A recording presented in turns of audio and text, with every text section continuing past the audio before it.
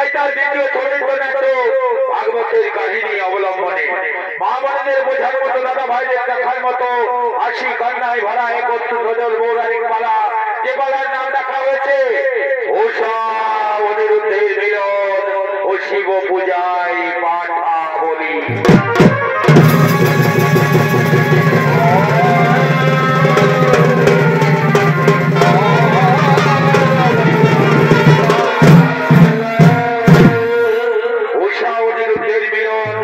শিব পূজায় পাঠাবলী।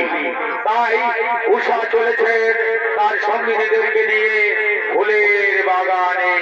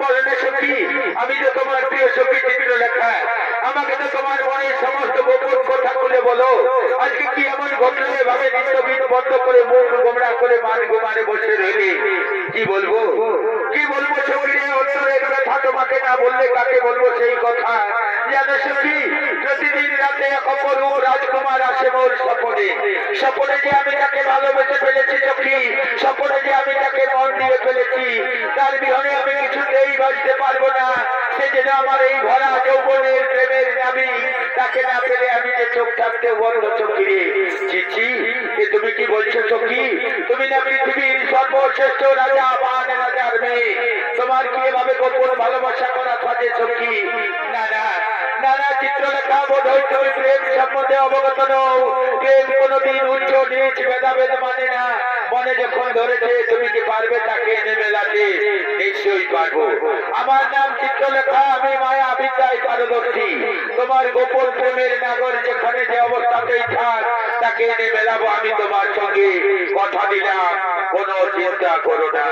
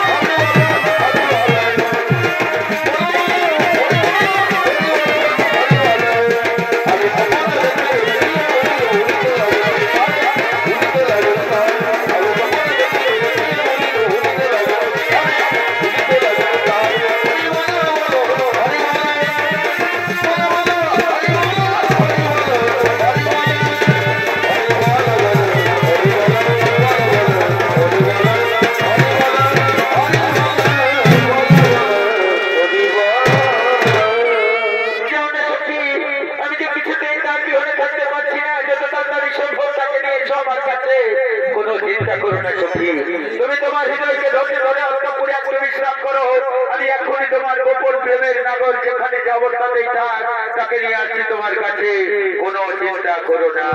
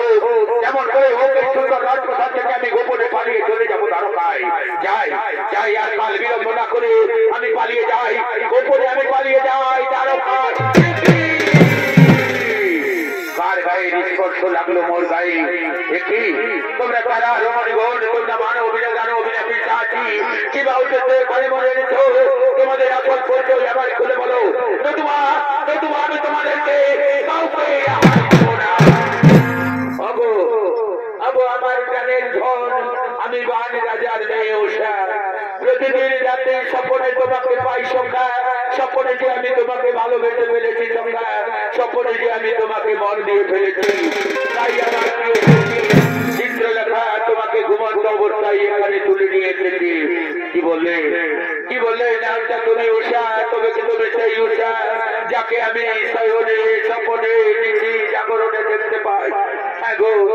তোমার সেই প্রাণের প্রিয় উষা এসো না চোখা আমার হৃদয় মন্দিরে এসে আমার প্রেমের অগ্নি জ্বালা নিবারণ করো।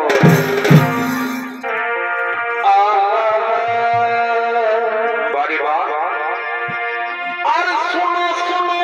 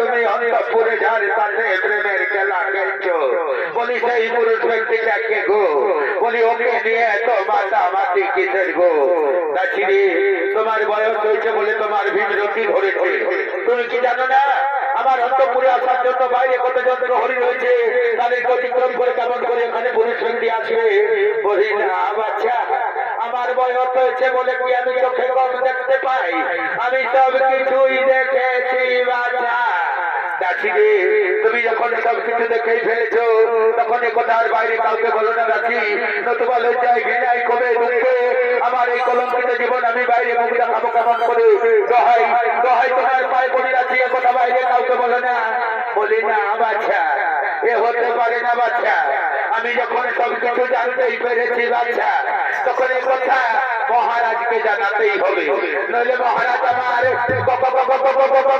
নেবে বলি ও মহারাজ মহারাজ ও মহারাজ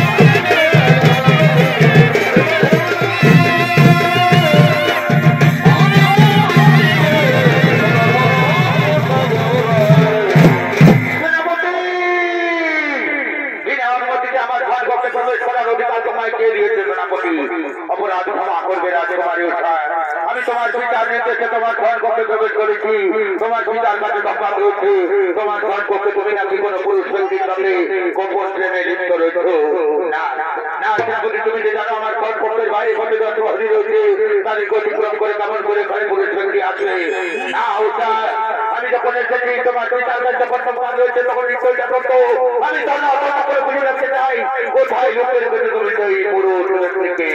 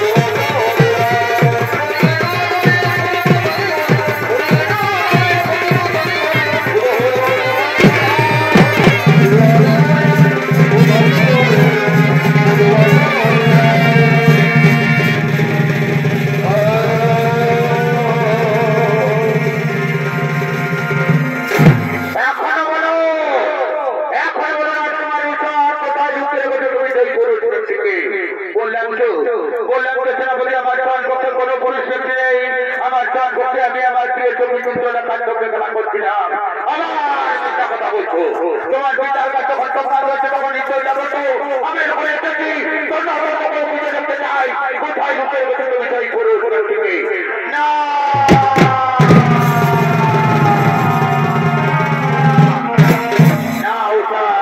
আমি যারা তার বিপদে আমি তোমার বিচার করে সমগ্র হয়ে বিপদে গোপনে পানি লোককে জানতে পারি না। আমি ভীরু আমি বাহু বলে গোপনে করতে চাই তোমার বিচার করে সমগ্রকে আমার রাহুল তুমি তাহলে তাই বলে শুনেছি যে গোপনে আমাদের রাজকুমারী উত্তাল প্রাণ করতে প্রবেশ করে তার সঙ্গে গোপন ভালোবাসায় লিপ্ত রয়েছে। আমি এখানে গোপনে প্রবেশ করিনি, আমাকে ঘুমন্ত অবস্থায় এখানে তুলে নিয়ে আসা হয়েছে। তবে হ্যাঁ, যে গোপনে ভালোবাসার কথা বলছো তা অতি সত্য। আমি যেমন তাকে ভালোবাসি তাও তুমি আমাকে ভালোবাসি। তার উন্নত করেছি আমরা বিবাহ। এই ভালোবাসার জন্য আমরা একে অপরের জীবন দিতে প্রস্তুত আছি। কি বন্ধু করো জনগণকে বন্ধু করে দিয়ে চলে আমাদের অন্ধকার কারাগারে মহারাজের উপযুক্ত বিচার করে তাদের বিধান করবে। বন্ধু করে বললে আমি বন্ধু হয়ে যাবো, আমি কোনো দুর্ভাগ্য মানে হয় আমার হয়তো শক্তি নেই। আমি অযুদ্ধ করে দেখতে চাই তোমাদের যে আমার হয়তো শক্তি নেই। তবে যে ফিরে অত্যন্ত যুবক তোমার পরিবর্তন শক্তি কে হয় জয়, কে হয় পরাজয়।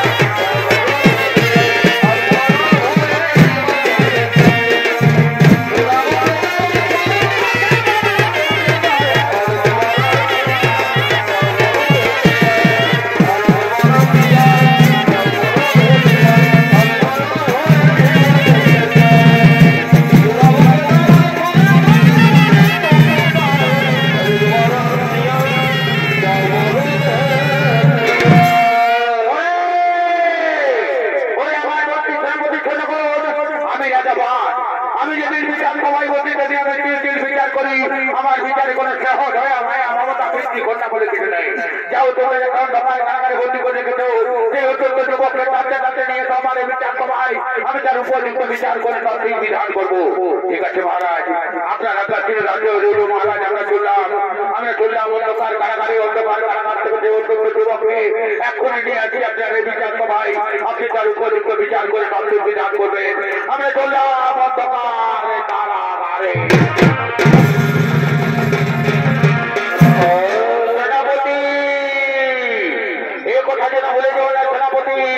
আমার কারণ সেই অপরাধী সমান অপরাধী, আমি তারও বিচার করে তার বিধান করবো। ঠিক আছে মহারাজ, তাই হবে। আমরা এখনই সৃজনকে নিয়ে আসছি, আপনি বিচারের ব্যবস্থা করবেন। আমরা চললাম অন্ধকার কারাগারে।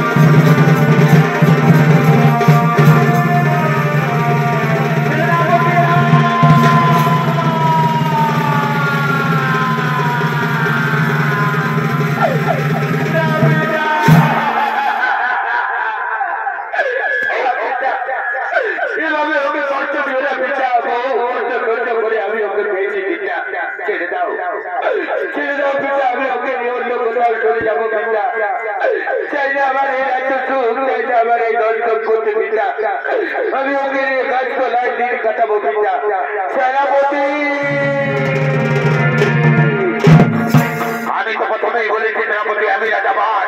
আমার বিচার করে চালাও চালাও দুজনে চাউকে রাখা যতক্ষণ পর্যন্ত না যে কমিশনের রক্ত দপ্তর বলছে ততক্ষণ পর্যন্ত চলবে চাউকে রাখা। আমার রাজ্যে গোপন ধর্মাচার কত বড় ধর্মীয় অপরাধ। চালাও চাবুকে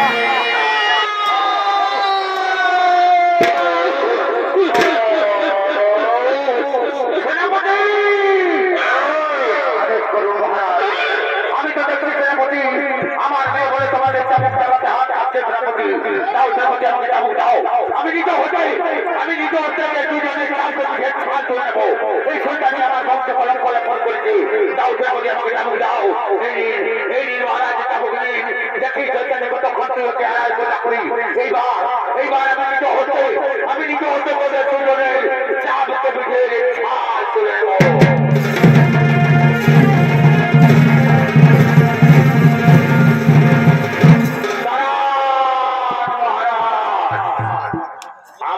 আপনি অত ব্যস্ত হবেন না মহারাজ, আমি শুধু আদেশ করুন, তারপর দেখুন আমাদের রাজ্যে মানুষ কেন তার পক্ষে আর কোনদিন সম্পদ ভালোবাসার আত্মহাস হবে না। যতক্ষণ পর্যন্ত চলবে জীবন লাগবে ততক্ষণ পর্যন্ত চলবে চাবুকের।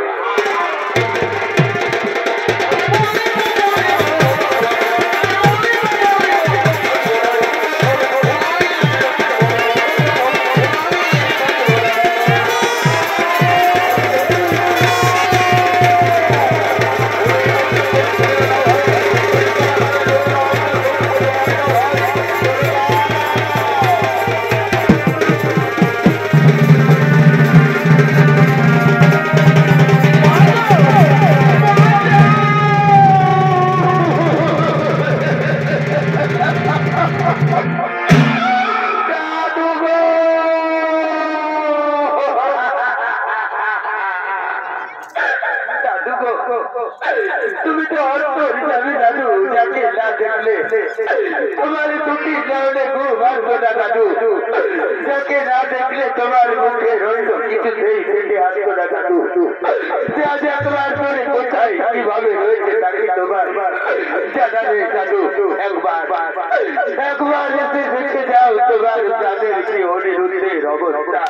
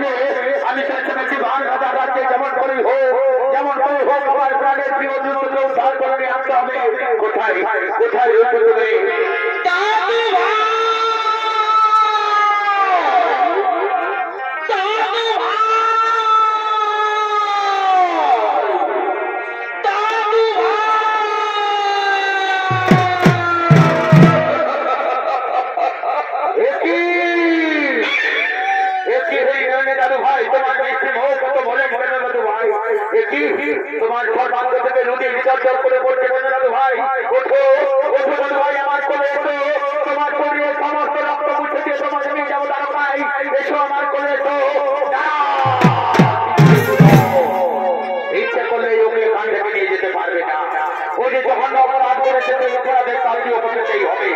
ও আমার রাজ্যে প্রবেশ করে আমার মেয়ে তার বন্ধ করতে গোপন ভালোবাসা তার শাস্তি ওকে পেতেই হবে। ওকে যদি এখান থেকে নিয়ে যেতে হয় তাহলে আমার সঙ্গে করতে হবে যুদ্ধ। যুদ্ধে যদি আমি পরাজিত হই তবে ওকে এখান থেকে নিয়ে যাবে, নতুবা ওর সারা জীবন আমার অন্ধকার কারাগারে। তুমি জানো না জামান তার সামনে দাঁড়িয়ে তুমি যুদ্ধের ঘোষণা করেছো, তার সঙ্গে তুমি করেছো। এতদিনে উপযুক্ত যুদ্ধ করে মনে মিটাবো মিটাবো না জামান, তোমার মনের আশা আমি মিটাবো। দেখি তোমাকে কত শক্তি, কে হয় জয়, কে হয় পরাজয়।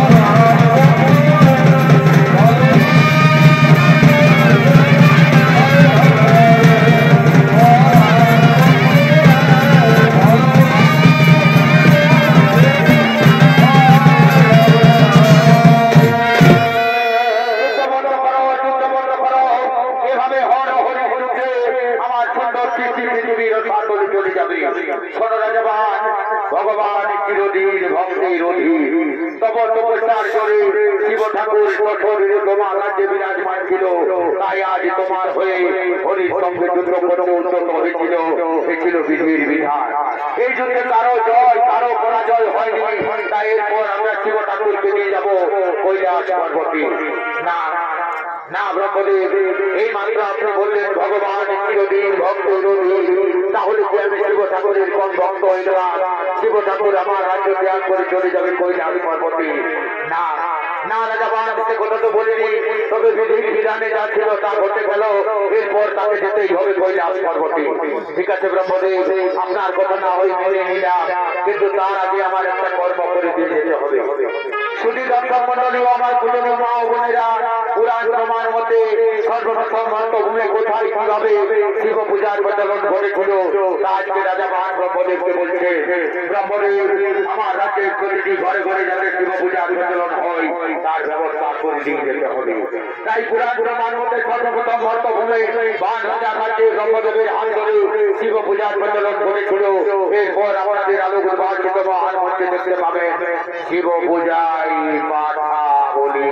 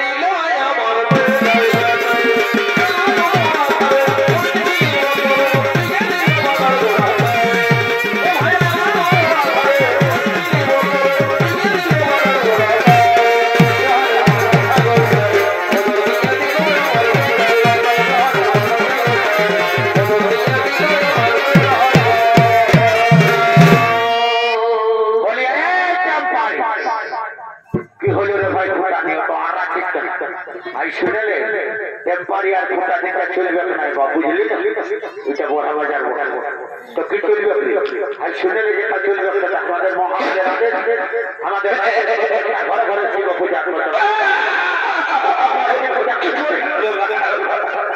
শিব পূজা করে ঘরে তুই তো বললি আমাদের রাজ্যের প্রত্যেকটা ঘরে ঘরে শিব পূজা হবে তো আমিও শিব পূজা করি তুই শিব পূজা করবি বলি ঠাকুরটাকে শিব পূজা করলে ঠাকুরের দরকার হয় ওটা আমি করছি কবর শিব পূজা করে চলে যাবো আর শুনেলে বলছি কি তুই ঠাকুরের ঘরটা দেখেছিস আমি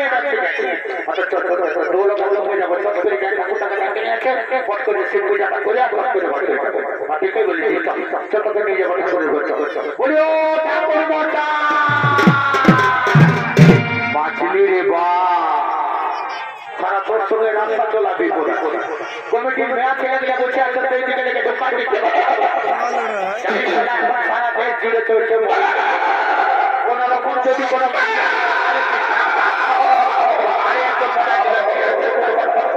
এদিকে তারা কিছু হবে ঠাকুরের ঘর ঘরটা চট করে ঠাকুরটাকে ডাকে নিয়েছে পট করে সে পূজাটা করে চট করে ঘর ঠিকই বলেছি নিয়ে যাবো ঠাকুরের ঘরটা বলি ঠাকুর মোটা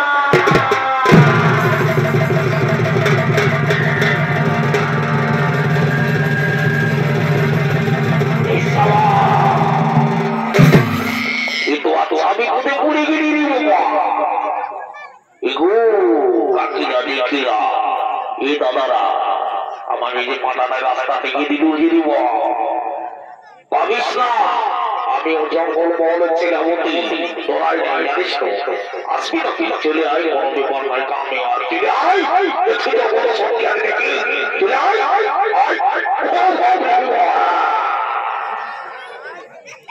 আমি আমার একটু পরে তোর মাথাটা আমার হাতে চলে আসবে কারণ তোরাবো নাকি ভাবিস না চলে আয় আর আসবি খাবার দেখিস না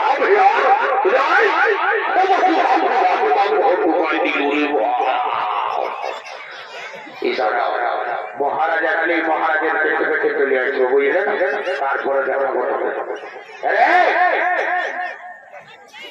তোরা যে হয়ে গেলে পয়সাটাই ধরে চাইলে আলী বললো পয়সাটা যদি ছেড়ে ছোট পাপে করে যাবি ঠাকুর মশাই বাবা ধুতিটাই ঝুলা নাই গেল ঠাকুর মশাই ও তো রাষ্ট্রকে ঠাকুর মশাই বলছি কি একটা কথা বলবো না আরে একটা কেন পাঁচটা বল কত রাখবে নাই রাখবে কত বলবো বল রে বলবো কথালে বলবে না বলছি কি ঠাকুর মশাই আমাদের মহারাজের আদেশ আমাদের রাজ্যের প্রত্যেকটা ঘরে ঘরে শিব পূজা করতে রসগোল বাবা তো শিব পূজাটা করে দিবে ঘরে ঘরে তোর হল একটা পাঠাটা চোদাই দিয়ে আর বলি হলো পাঠাটা নিয়ে উঠাই যাবে ও এইটার জন্য বলবো না যাই কথা ভিতরে তোরা তোদের মহারাজকে ডাকি নেয় তাড়াতাড়ি বুঝলে না আর এই চিন্তা করে কথা বলছে আর আমি যে মন্ত্রগুলা বলবো সেই মন্ত্রগুলো এখন সবাই বলবে বুঝলি না ঠিক আছে আপনি বলছেন আমরা মহারাজকে ডেকে নিয়ে আসছি বলে ও মহারাজ তাড়াতাড়ি আসুন ভগবান শিব পূজা করবি বুঝলি না ঠিক আছে চলো ঠাকুর মশাই এসে তাড়াতাড়ি চলো ওই ঠাকুর মশাই ফুল তো লাগে দাও বাবা ফুলগুলো দাও হাতে হাতে ফুলগুলো দাও আর আমি যে মন্ত্রটা বলবো সেই মন্ত্রটা করে সবাই মিলে ঠিক আছে তাড়াতাড়ি পূজাটা শুরু করো আরো ভালো বলো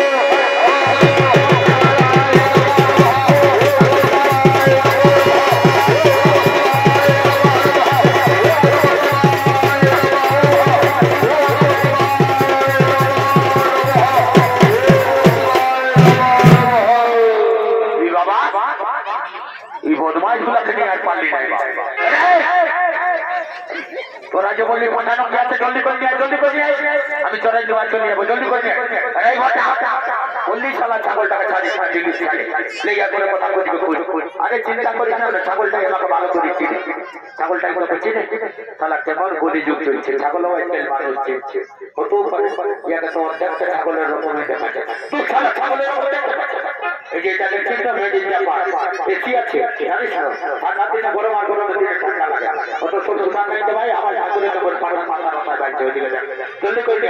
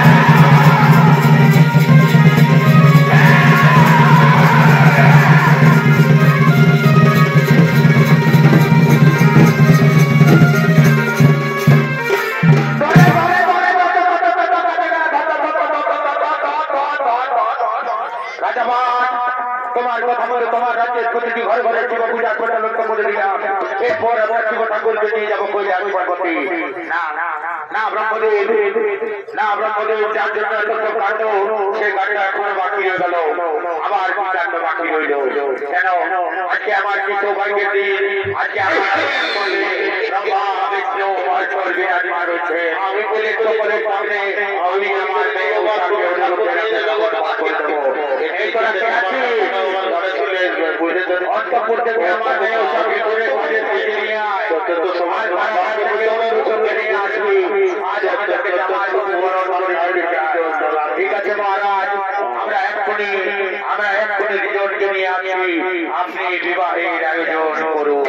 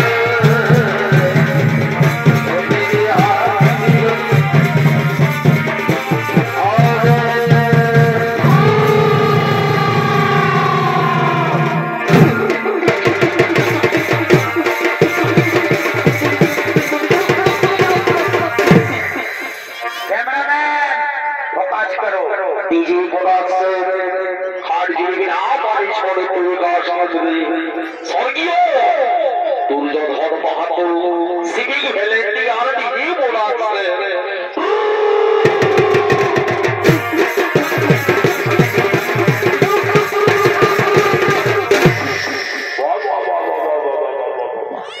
জামাইটা কাঁধে নিয়ে দারুণ ডিজেটা দিয়ে দিলি রে আস্তে আস্তে নিয়ে যাবি খেলাস না কোন দিকে দেখছিস রে একটা ধৈর্য নাই বাপ আর জামাইকে মরে মরে তো পাইনি বাপের কি গা বলে দিছি একদম এত ভারী গাড়িতে ছিল কি গাড়িবে আমার কাঁধটা ফসে যাবে পাইনি বাপের কি গা বলে দিছি রে ভাই এইদিকে তোরা সবাই দিকে দিকে চলে গেলে আর ওইদিকে ঠাকুরটাই ধারে ধারে মাথাটা নিয়ে দিল সোজায় বললি বিহা করাতে ঠাকুর যাবে না শুনলো না দেখ দেখ দেখ দেখ জলদি করে ঠাকুরটাকে ডাকে নিয়ে আসছে জলদি করে ঠাকুর বলে ও ঠাকুর মোটা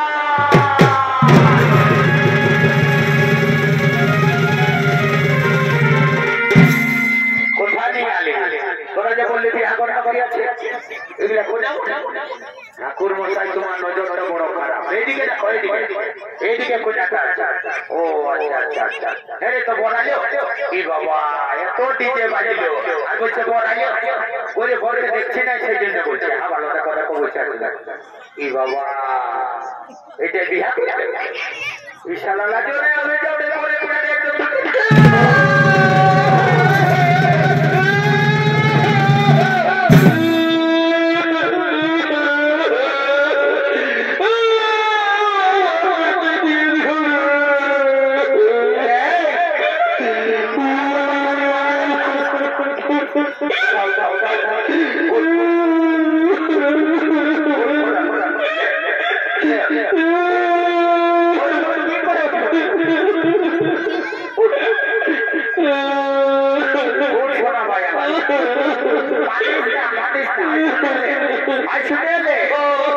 বলছি কি যাবার সময় না তোকে পড়াবার জানে চকলেটটা খালি মনে হয় আমার পেট দুখানে চলে যাবে নাকি তো হাসি মেলাটায় আইসক্রিম আছে একটা তোকে চকোবার কিনে দেবো হ্যাঁ ছুটে যাবে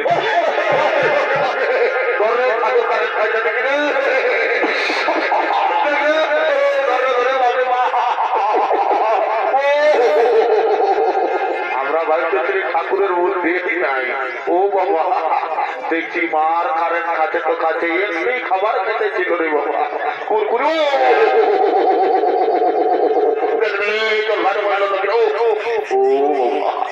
আমি ভাবতেছিলি তাহলে কারেন্ট আছে রে বাবা ওইদিকে যাওয়াটা সম্ভব ব্যাপার না বাবা ওইদিকে আমি যাবো না বাবা এই বাবা 11,000 আছে রে বাবা ঠাকুর মশাই তুমি এইদিকে থাকো বাবা তাহলে বিহাগরটাই মাটি করে দিবে তুমি এইদিকে থাকো বিহাগরটা শুরু করো আর একদম দেরি করলে হবে শুরু করো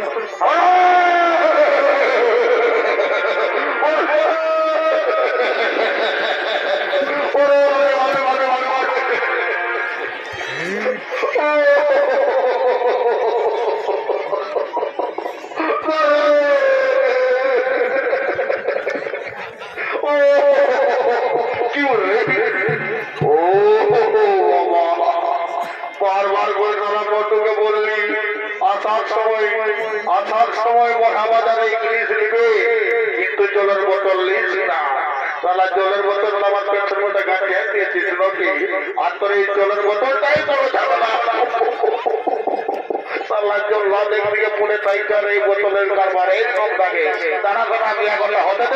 তারপর বোঝা দিতে মজা ওইটা করবো ভাই আর যদি করে না বাবা বরকনাবিলাকেও দাও আর বিবাহটা শুরু করে দাও বরকনাবিলা উঠো বাবা আমি যে মন্ত্রটা বলবো সেই মন্ত্রটা আগে তোমরা দুইজনে ঠিক আছে বলবো বাবা তাড়াতাড়ি বিবাহটা শুরু করো বলো বৈশাখ মাসে শুক্লপক্ষে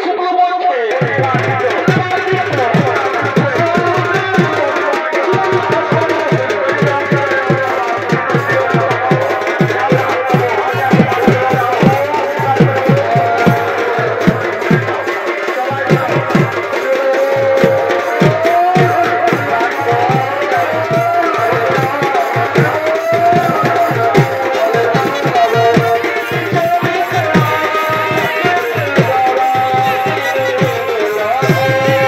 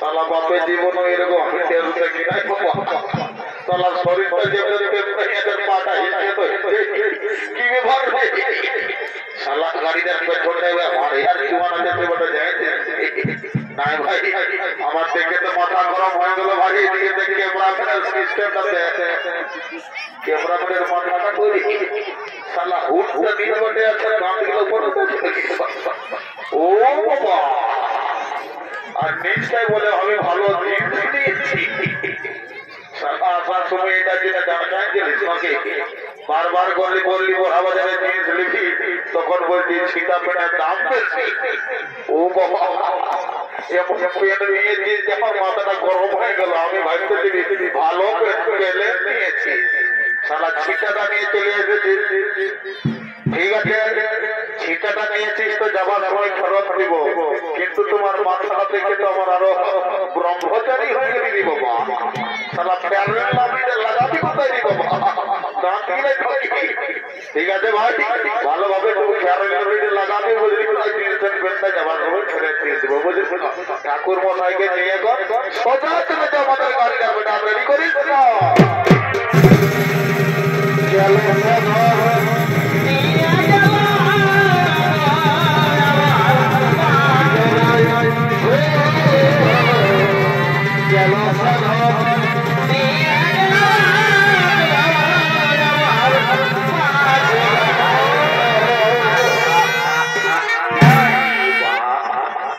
অনেকদিনের পর মা দেখা পালি আয় মা কালি সর খোল্লা হয়ে আবার কোটে চলে আয় দেরি করিস না শুভ কাজে দেরি করতে নাই সকাল সকাল লে ঢুকা লে ঢুকা লে ঢুকা আরে জীবনে খাবো না বা চলা জুয়ানের মধ্যে যেদিকে থাকে সেটা জানি না বা আর দেরিও করবো না যা হবে সোজা উপায় দেবে এমন